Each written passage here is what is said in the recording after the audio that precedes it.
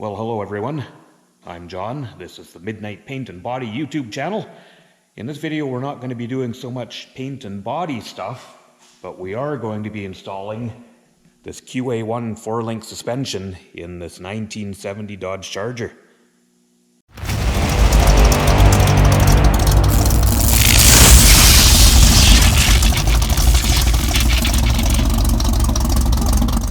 So if you're new to the channel here, guys, this is a 1970 Dodge Charger RT-SE that I've been working on for quite some time. As you can see, it is painted finally. I think the last video we did the initial sand and polish on the paint. That's not finished, still needs some more, but I figured I would do some of the assembly first.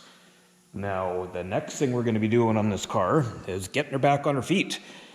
So the customer has supplied this QA1 4-link rear suspension for it. So we're going to be putting that in. Not an expert. Well, maybe I am. I have done one 4-link in a Chevy too. So this will be my second, but it's pretty much bolt-in stuff. Not a real big deal. So we're going to tackle that. So here is the original differential. So something that'll change this one up just a little bit, if you have followed along in this car. So we have, I've already welded in this cross brace for the 4-link. And the other thing I've done is put in this spring relocation kit. So the leaf springs used to mount here. Now the leaf springs mount in here. So I've been kind of reading through the instructions, so we're going to do this together. I haven't done it before, not in one of these cars anyway. So we'll start kind of going through it and see what goes first. But now because we have moved everything inboard, that's what I was getting at. So these perches on the axle housing need to be moved in. So I'll need to figure out the exact placement for them. So basically all I'm doing there is I've got the axle squared up. So I will figure out exactly where these ones go, and then we'll just square that one up. And obviously clean this all up first, and we'll probably just tack these in place until we know for absolute certain we have everything where it needs to be. So with all that being said, let's get started. So, I know it's kind of dark under here, but you can see. So if we would have stayed in the stock location, we would have been using this bracket. That would bolt right to there. See those 4 bolts go in those 4 holes right there. But because we're moving everything inboard, we're moving our 4-link bar over to this new mount. So I have determined that that is exactly 4 inches center to center. So we're going over to our axle housing. So basically I'm just measuring 4 inches center to center. I have cleaned off the axle there and marked it. So we know where we're putting that. We'll just put the gauge on it, make sure it's completely square. So I'm going to take this off now and cut this guy off and smooth all of this out, and probably cut off these brake lines and stuff because none of that will be getting used. And then once we have that out of the way, I think we'll probably just tack this guy in place until we have this bolted in. And when we know everything is right, it'll come back out for final welding, and then I'll sandblast and paint this whole axle housing. So I'm going to move on to cutting that side off, and we can still use our gauge on this side. This is why I'm going to do one at a time. So I'll be able to make sure we're staying square just where I've got this sitting on jack stands. I mean, it's not real precision stuff, but it's solid, it's not moving, it's got a lot of weight. So we'll do this side, and then we'll move on to that side, and we'll move on to bolting some of the shiny stuff in. Well, I've got the new perches tacked in place on the rear axle housing. So you can see I've cut the old ones off, got to smooth it out a bit. The new ones are Like I said, 4 inches center to center on these alignment holes, so that was easy enough. Just used the gauge on there to make sure they're in place. So that was pretty simple, actually. I did just kind of put a small weld on both sides on both of them, just in case they need to be cut loose and repositioned, but I'm pretty damn sure we have them right where they need to be. But I don't like to final weld anything until I've got it all mocked up and know for sure. So we're going to move under the car next. And this is, again, pretty straightforward. So I've already, like I said, put in these spring relocation brackets so everything is moved in. So we're just bolting the control arm, or whatever you would call that, to there. And then we're going to be putting these other 4-link bars, these ones, up to there. So let's just hang some of this stuff. I mean, it's, yeah, nothing's being tightened down or anything like that. It's all pretty straightforward stuff at this point.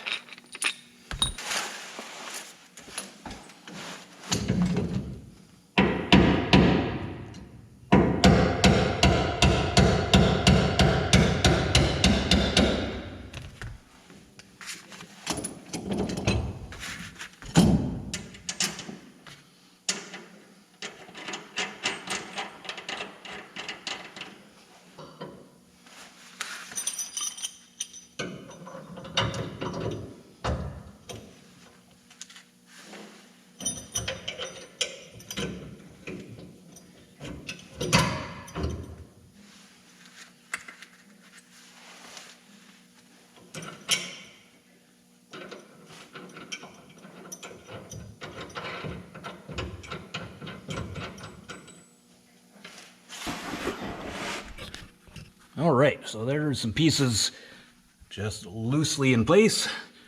Obviously all straightforward stuff, just one bolt on each. Now the customer actually did kind of assemble these pieces while he had them at home.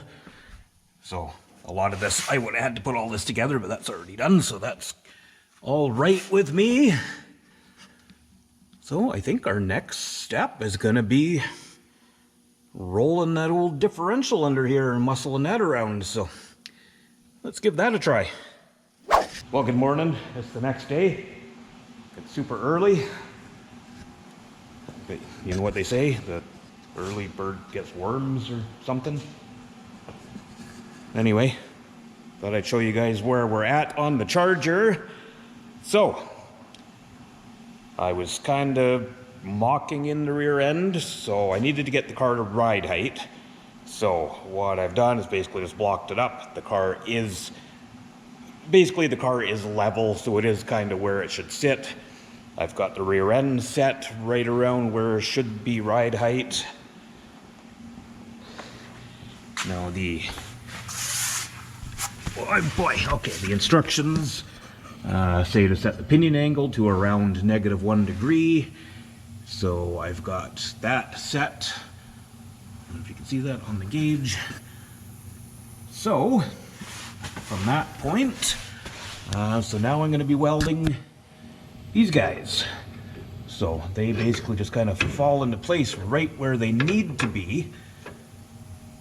So I'm going to be getting up in there. I'm going to clean off this axle housing with the grinder and get it nice and clean. And then kind of the same idea, those spring perches, I'll just put a couple of good tacks on them. And then after that, we will pretty much be dropping this differential back out. I can get it sandblasted and painted. Yeah, there's also a sway bar, so I guess I'll probably just mock everything up so we know everything's gonna sit where it needs to be. But that is where we're at right now. So yeah, pretty straightforward to this point.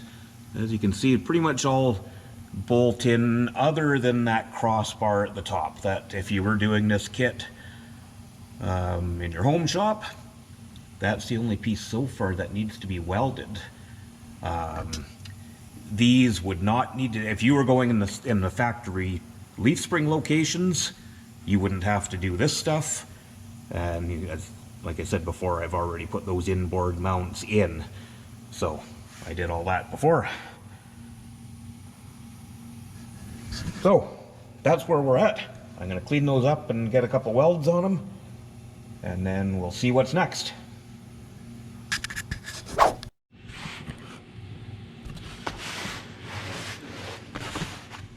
So there's our top brackets tacked in place. Our pinion angle is set. It will still be adjustable, but we've got that initial kind of setup. So at this point, I should be able to lower this jack, and now the rear differential won't roll forward. So it'll maintain that pinion angle. And there we go.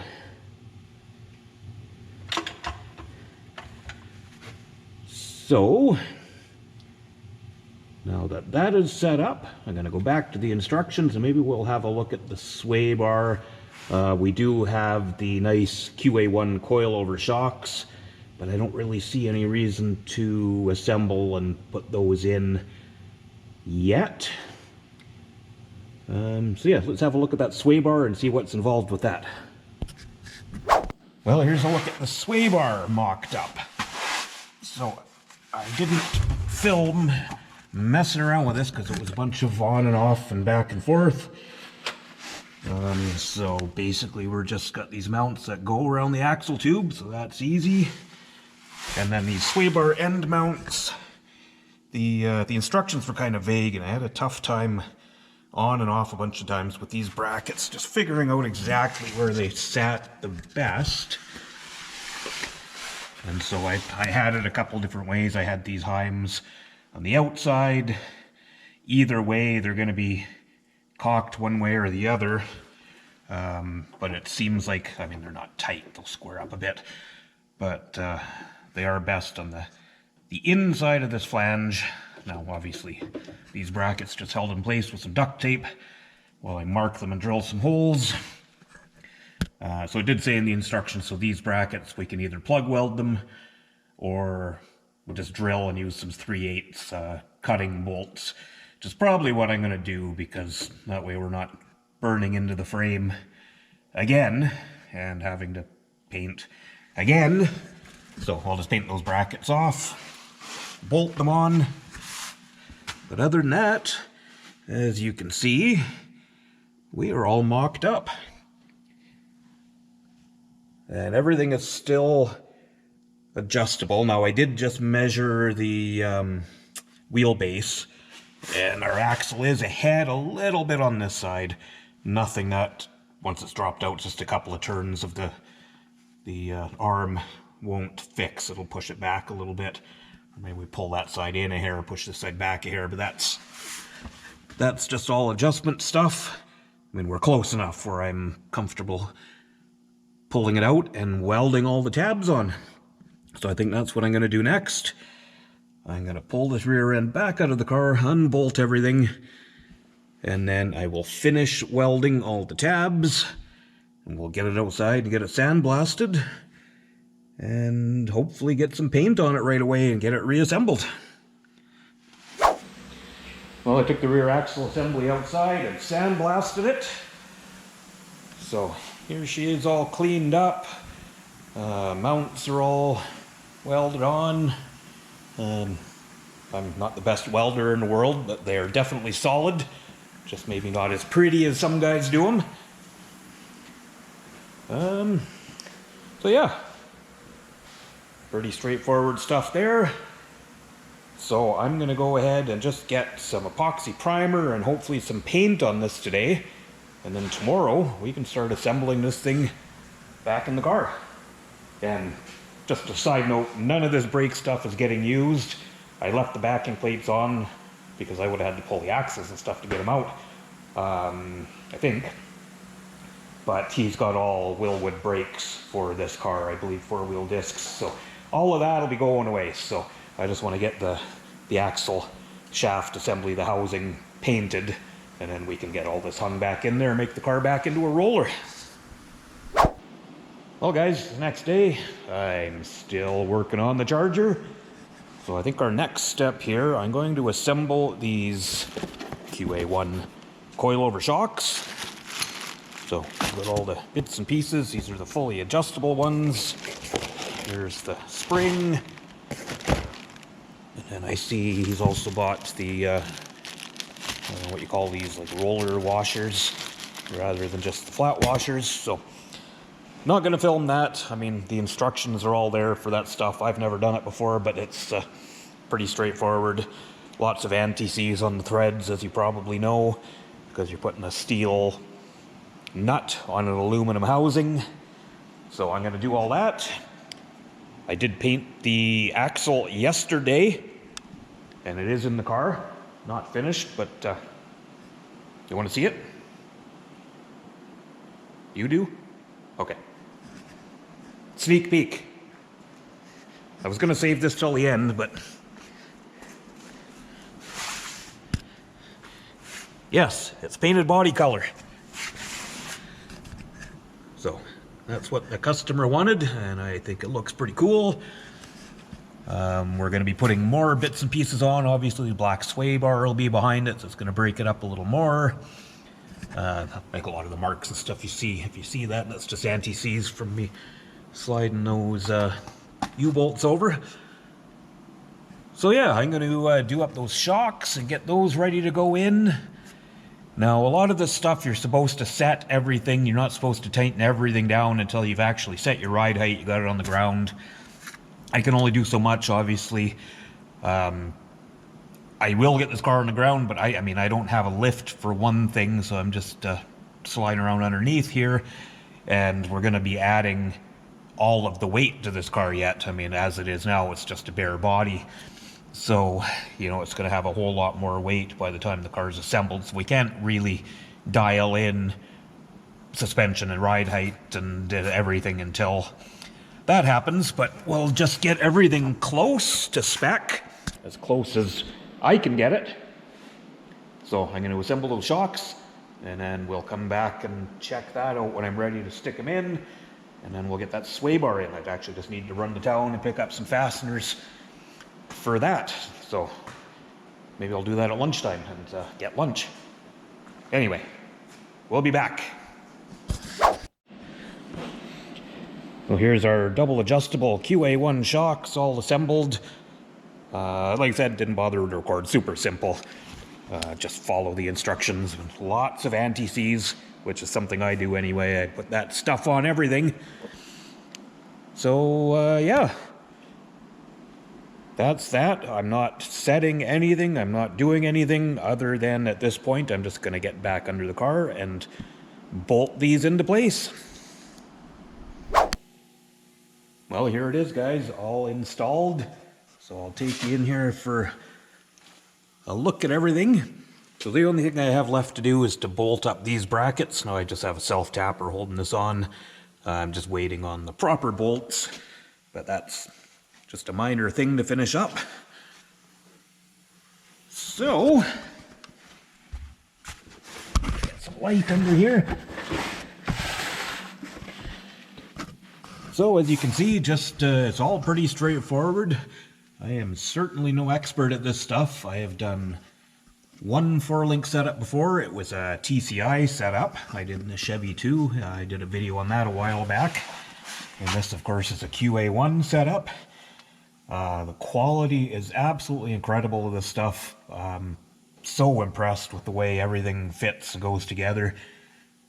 Now this, like I said in the beginning, if you are going to tackle something like this, the only piece that really had to be welded in was that upper crossbar. Kind of the same idea. You probably, well, I was going to say you could bolt that in, but there's a lot of force on that one. Not a hell of a lot of force on these sway bar mounts, so I'm fine with bolting those in. And of course, you know, already having a fuel tank and everything out of the way made this one easier than it would be if you were starting from scratch. But yeah, as you can see, everything fits nice. I've got everything aligned where I'm happy with it. I've got the pinion angle set. Now obviously everything on this will need to be gone over once this car is on its wheels, has weight on it, and the car is put back together with all that weight added back to it. So that's going to change everything again. But for the most part, I am super happy with that. Got a few little paint touch-ups and stuff to do under there, but nothing major at all. Yeah, the sway bar was straightforward. That's all just bolt-on stuff. So, all right. So that was another long day, and getting under the car and up and under the car and lifting differentials and heavy suspension parts. Yeah, it beats the heck out of a guy a little bit. But that is one more major step in this project. So I'm going to carry on with some more polishing and assembly, but I'm going to end this video here. We'll see, maybe we'll come back and do more on this car. I am not sure. But as always, guys, thanks so much for watching. If you're interested in the rest of the build on this car, I've got a whole series of videos on it. But yeah, don't forget to subscribe and stuff. And I hope you come back and check out the next video.